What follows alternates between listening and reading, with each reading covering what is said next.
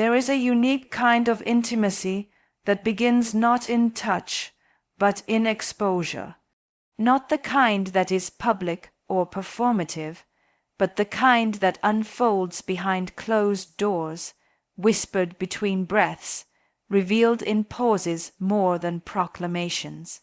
When a woman truly loves, she doesn't do so with volume, she does so with access. She lets someone see what no one else sees. She allows the unveiling of her internal world in ways that are deeply personal, subtly radical, and quietly brave. Vulnerability, for many women, is not given freely. It's earned, nurtured, coaxed out slowly like candlelight in the dark. It's not about oversharing or confessing to gain sympathy. It's about showing the parts of herself that are unguarded, less controlled, more chaotic.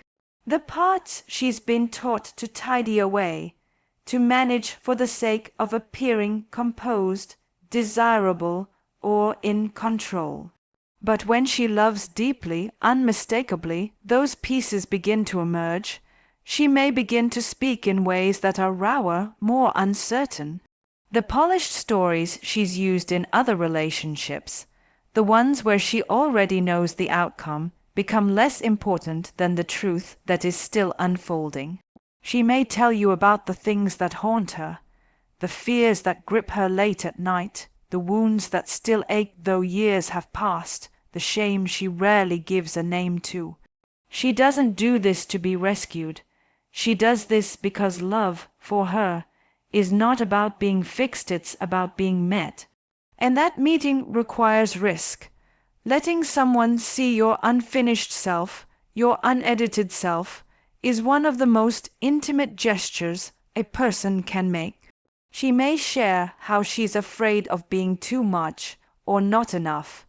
She may admit how she sometimes pretends to be okay when she's unraveling inside.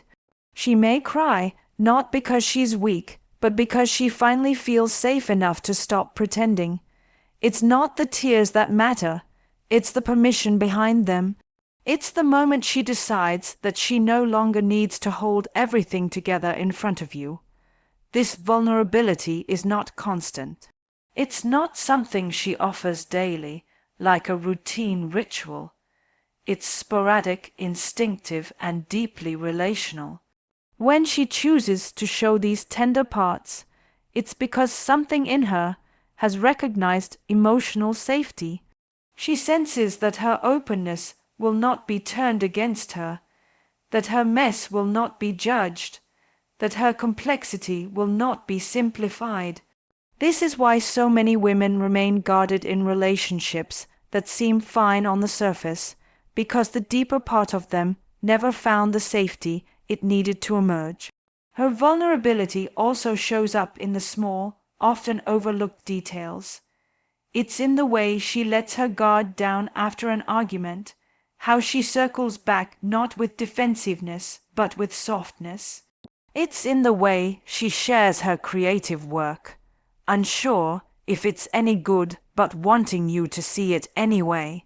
It's in the moment she lets you witness her disappointment, her jealousy, her longing not masked or rephrased, but raw and unrehearsed.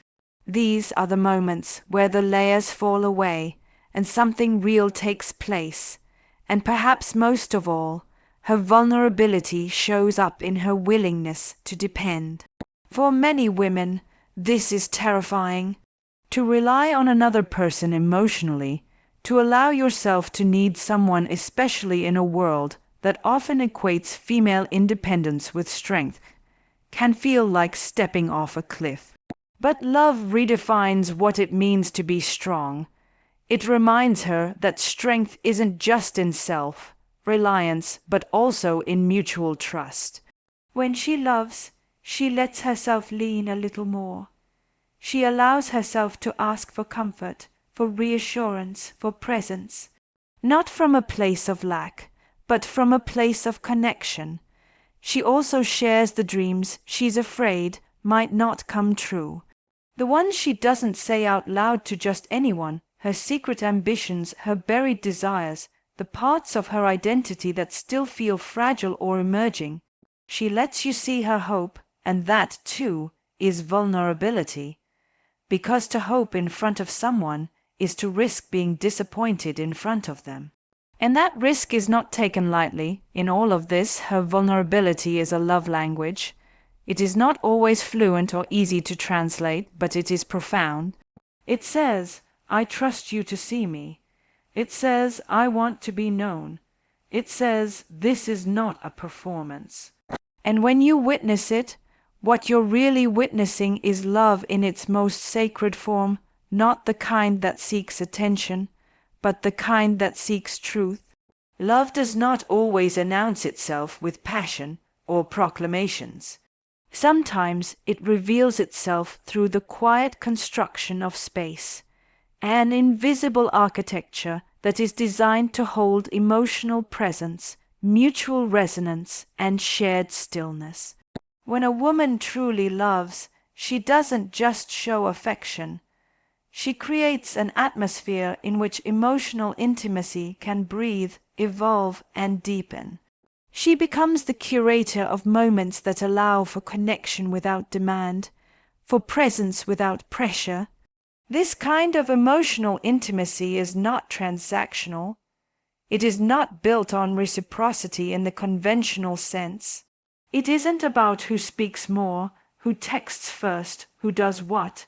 It's deeper than that. She notices the things that go unsaid. She senses when you withdraw, not because she is trying to control, but because she is emotionally attuned. She doesn't always ask you to explain yourself in the moment, because sometimes she knows that emotional safety begins with quiet patience rather than interrogation. She holds space for you to unfold on your own terms in your own time. She also becomes a mirror, not one that reflects your image back to you, but one that reflects your inner world. She can name the feeling behind the words. She hears the fear underneath the frustration, the tenderness hidden inside the anger, the longing that's masked as distance. She does not push you to feel, but she creates an emotional climate in which it becomes easier to be vulnerable, and in doing so, she models what that vulnerability looks like in herself. She doesn't speak just to be heard. She speaks to be understood and to understand. This emotional space she crafts is intimate without being invasive. It is a space where silence is not a void but a presence, where the absence of noise allows depth to emerge. She is not afraid of the quiet, because she knows that intimacy is often built in the spaces between words. In the moments when neither person is performing, in the shared exhale after a long day, in the glance that says more than a paragraph ever could. In these moments, she is present not in body alone, but in energy, in attention, in openness, and she remembers the story you told in passing 2 months ago. She remembers that you drink your coffee a certain way. She remembers the name of your childhood pet, not because she's taking notes, but because she's listening with her heart. Emotional intimacy for her is not about grand gestures. It's about subtle signals of care, of interest, of attunement. These are the signals that say, "I am with you even in the small things." They are quiet but powerful. They do not ask for applause. They simply exist. Her emotional presence does not erase her boundaries. On the contrary, she knows that boundaries are part of creating safe emotional space. She knows when to lean in and when to let go. She knows that holding space for someone else does not mean abandoning herself. This balance is what allows her to be fully present without losing herself in the process. She's not there to complete you, she's there to connect with you. That difference is everything. She creates rituals, sometimes without even realizing it. The way she texts good morning not out of habit but with intention. The shared meal that becomes a quiet ritual of reconnection. The small traditions that belong only to the two of you, words, touches, inside jokes, shared silences. These rituals become a private language. They are the emotional fabric that holds the connection together. They do not require explanation because their meaning is felt, not spoken. And when you hurt, she feels it. Sometimes before you admit it, not because she's over-involved, but because emotional intimacy has given her insight into your emotional rhythm. She won't always have the words to fix it, and she knows that fixing isn't always the point. Often, what she offers is not a solution but a presence. The presence that says, you don't have to go through this alone. She offers a place for your emotions to land, without judgment, without haste. This space is not something she constructs with everyone. It is selective, sacred, and slow. She doesn't create it because she is trying to impress or win affection. She creates it because love to her is a space of knowing and being known. It is a shelter, not one built from walls but from openness, attention, and care. It is not loud or urgent. It does not beg to be noticed. But if you pay attention, you will feel it. The warmth, the gentleness, the room she has made for your heart to arrive and rest.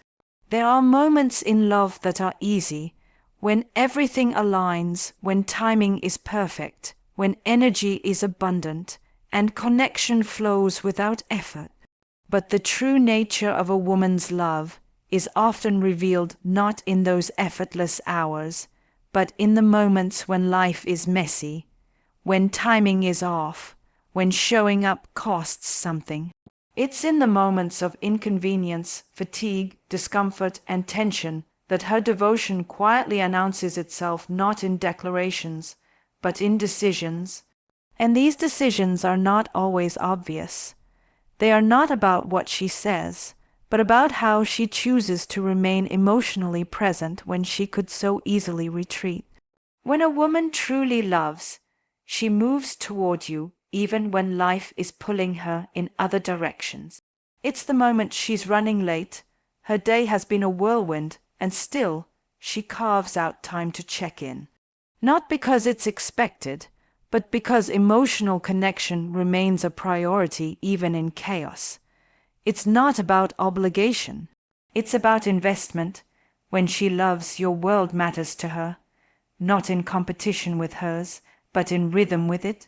She learns to balance her own needs with the needs of the relationship, and even in exhaustion, she finds a way to stay emotionally available. This isn't about sacrificing everything for love. It's not about martyrdom or neglecting the self. A woman who loves truly and deeply does not abandon herself to prove her love, but she does make conscious choices to show up even when it's hard. She doesn't disappear when you are difficult. She doesn't withdraw when the relationship is strained. She stays not because it's comfortable, but because love, for her, includes resilience.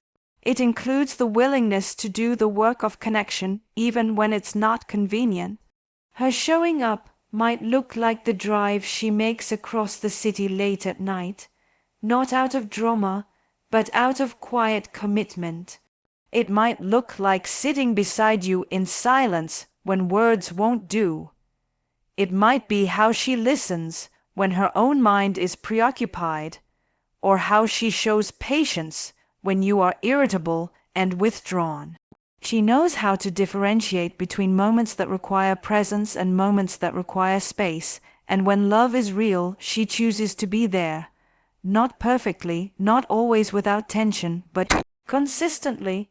Love becomes visible in the moments where she has every excuse not to care, and yet she chooses to care anyway. When she could easily say, "Not now," but instead leans in with a soft, "Tell me." When the relationship hits turbulence and she doesn't storm out, doesn't weaponize distance, but instead chooses to repair rather than rupture. These are not grand gestures that attract attention. These are intimate actions that build trust. It's in these quiet moments that she communicates, "I'm not just here for the highs, I'm here for all of it." When she loves, she learns your emotional seasons. She senses the days when you are not fully yourself, when you're spiraling inward, when you're armored and unreachable. And instead of judging those moments, she meets them with curiosity. She may not fix anything. She may not even say much. But she is there holding steady, not shaken by the waves of your mood. She does not flee at the first sign of difficulty, because she understands that love is not performance. Love is presence. Showing up in this way also includes standing beside you when no one else does, believing in your potential even when you're uncertain of it yourself, defending your absence when others criticize it, because she understands what you're carrying. She doesn't expose your fragility to others.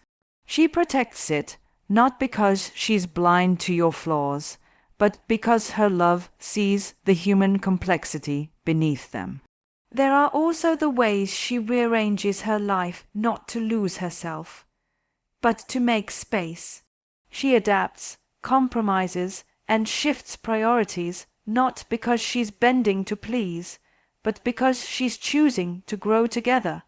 That may mean saying no to something she wants in the moment, so that something larger, something more enduring, can take root. This is not surrender, it is relational maturity. It is the willingness to integrate two paths, to live not in parallel isolation but in evolving partnership. What's often missed about this kind of showing up is how quiet it is. It doesn't seek recognition. It doesn't need to be thanked. And that's precisely what makes it so powerful. It is the love that exists in the ordinary, the love that endures the everyday inconveniences and still chooses connection. Not out of routine, not out of duty, but because something in her knows that real love is not what you feel when it's easy. It's what you choose when it's not. In the terrain of love, conflict is inevitable.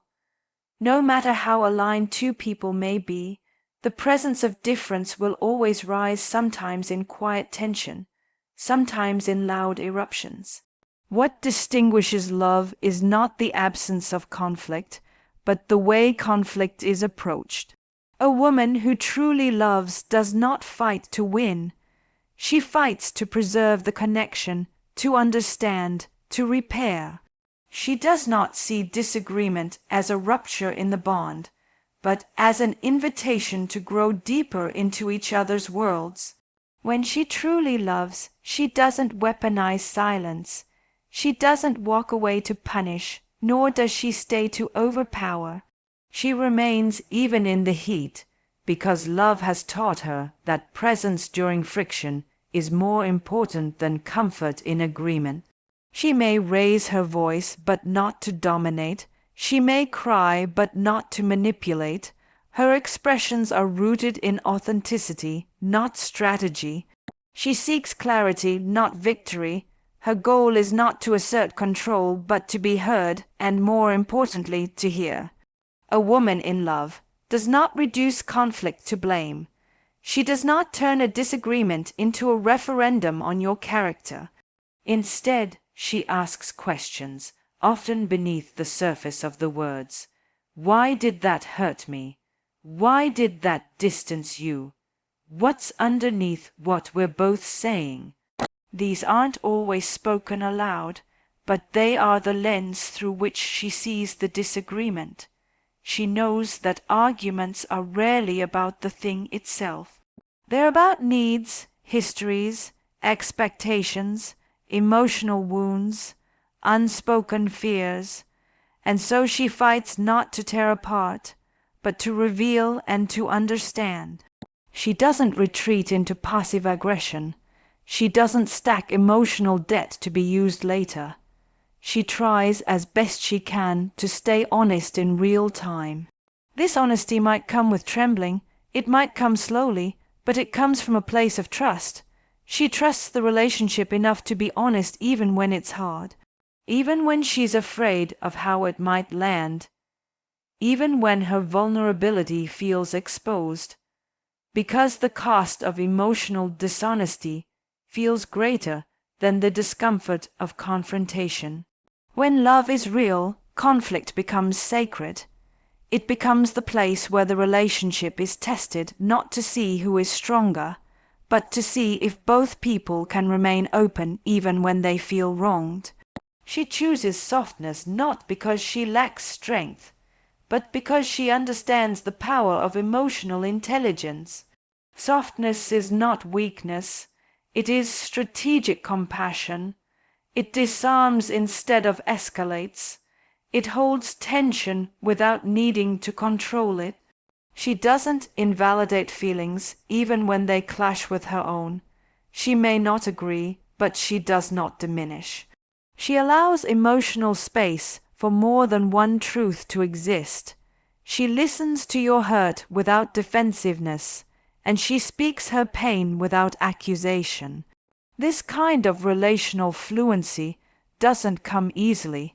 It is often shaped by personal work, past wounds, and the hard-earned knowledge that intimacy cannot grow in spaces where one person always has to be right.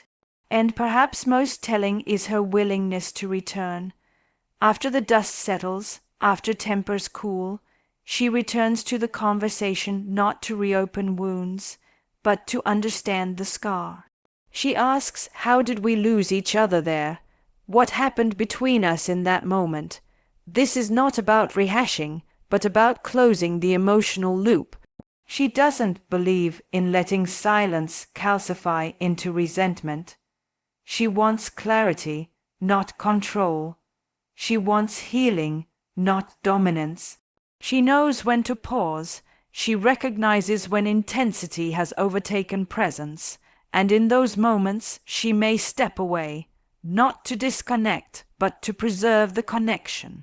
She understands the value of regulating her own emotions, so the conversation can continue from a place of clarity rather than chaos. She fights with intention, not impulse, and she values repair as much as truth. In her love, fighting is not a game of endurance or stubbornness. It's a practice of staying open when everything inside you wants to shut down. It's the choice to say, I'm still here, even through raised voices and wounded feelings. It's the decision to believe that the relationship can hold both your humanity and hers, and that even in moments of conflict, love can still lead. Conflict in her heart is not about who walks away stronger. It's about who walks back with softness, with courage, with the desire to make the space between two people feel safe again. There is something profoundly intimate about being invited into someone's inner world. It is not the same as hearing stories or sharing experiences. It is a quiet, deliberate, and sacred act of opening the doors to the spaces that hold meaning not only in the present, but also in the past and imagined future. When a woman truly loves, she does not merely coexist with you. She brings you into the corners of her emotional landscape. She makes you a part of the narrative she's been living long before she met you. This invitation is never loud. It arrives in soft gestures, in subtle transitions, in the moments when she lets down the veil she wears in the outside world. She might share a piece of music that resonates with something unspoken in her, not because it's popular or impressive, but because it says something she struggles to articulate. She may take you to a place from her past, a park where she used to go as a child, a street that holds memories of who she once was. She is not just sharing location, she is sharing memory, identity, texture. These are not coincidences. These are offerings She tells you stories not for entertainment, but for understanding, stories that are sometimes non-linear, fragmented, or filled with emotion she hasn't fully processed. A childhood moment that shaped her attachment, a friendship that broke her heart, a moment of failure that still lingers in her body like a bruise. In doing this, she isn't just talking. She is trusting you to hold parts of her that she doesn't hand over easily. This is where her real self begins to surface, not the version edited for social settings, but the one that contains both the softest hope and the deepest ache. She brings you into her culture, her beliefs, her personal rituals, the way she lights a candle and stares at the flame, the way she prays, even if she doesn't call it that, the foods she cooks not because they're trendy, but because they connect her to people she loves or loved, the scent of the oil she places in her hair on Sundays, the show she watches when she needs to feel safe. These moments are not curated to impress. They are chosen to reveal. They are clues to who she is when no one is watching. And she shares her creativity, unfinished poems, doodles in journals, half-sung melodies, dreams scribbled in notebooks, thoughts she's afraid might sound strange. She shows you her imagination, the parts of her mind that play and wonder and worry. She does this not because she seeks validation, but because she desires resonance. She wants to be seen in her wholeness, not just in her role, her beauty, or her utility. She wants you to know the texture of her interior life. Letting someone into your inner world is not just about what you reveal. It's about how you respond when you are met with misunderstanding. When she loves, she takes that risk. She opens the door even when she's not sure if the person on the other side will understand the language of her interiority. And when she sees that you are trying, truly trying, she opens further. The trust deepens, the walls lower. The invitation expands. Her inner world is also full of contradictions. The part of her that is independent and the part that longs for closeness. The part that is fierce and the part that is frightened. She doesn't always make sense of all these parts, but she wants you to witness them, not to fix or organize them, but simply to hold space for their coexistence. She wants to be loved as a whole person, not as a fantasy or an ideal, but as a deeply complex, evolving being. She reveals the parts of her that she's still becoming, the dreams she doesn't say aloud in most rooms, because she's afraid they'll be dismissed, the goals she secretly nurtures, the fears that accompany her ambition, the uncertainty that sits beside her strength. In love, she wants to be known across time, not just in who she is now, but in who she has been and who she's trying to become. She invites you to see the version of her that no one else has met yet, the future self she's still constructing, still imagining. And this invitation doesn't always come with words. Sometimes it's a look, sometimes it's a question. Sometimes it's her body leaning in during a vulnerable moment. It's in her willingness to let silence stretch, trusting that the connection will hold. It's in her openness to let you see her joy without restraint, her laughter without filter, her sadness without disguise. It is not always dramatic or poetic. Often it's deeply human. To be invited into a woman's inner world is to be trusted with more than information. It is to be trusted with her emotional architecture, with the memories she has protected, the desires she has hidden, the beliefs that shape how she loves. It is to be allowed into the quiet rooms of her being, the ones filled with stories, symbols, sensations, and scars. And when she lets you in, when she opens those doors, she is not just showing you her past or her preferences. She is allowing you to enter the very space where her love is made, nurtured, and lived. When a woman truly loves, her affection does not always come dressed in grand gestures or dramatic declarations. It arrives softly, intentionally, in ways so subtle they can be easily missed by those who are not paying attention. Her love is not loud, it is layered. It is a steady unveiling of her inner world, a slow offering of her time, her emotional presence, her energy. She reveals her vulnerability not to be saved, but to be seen. She curates a space where emotional intimacy can exist, not as performance, but as truth. She shows up even when life is inconvenient, when the timing is imperfect, because her investment is not conditional. She navigates conflict not as a battlefield, but as a portal, one that allows for rupture and repair, for discomfort and growth.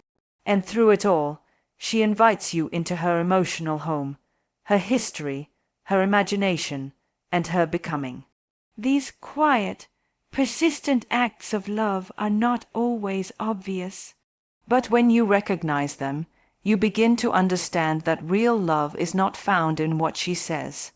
It's in how she makes you feel seen, chosen, and safe in the deepest parts of yourself.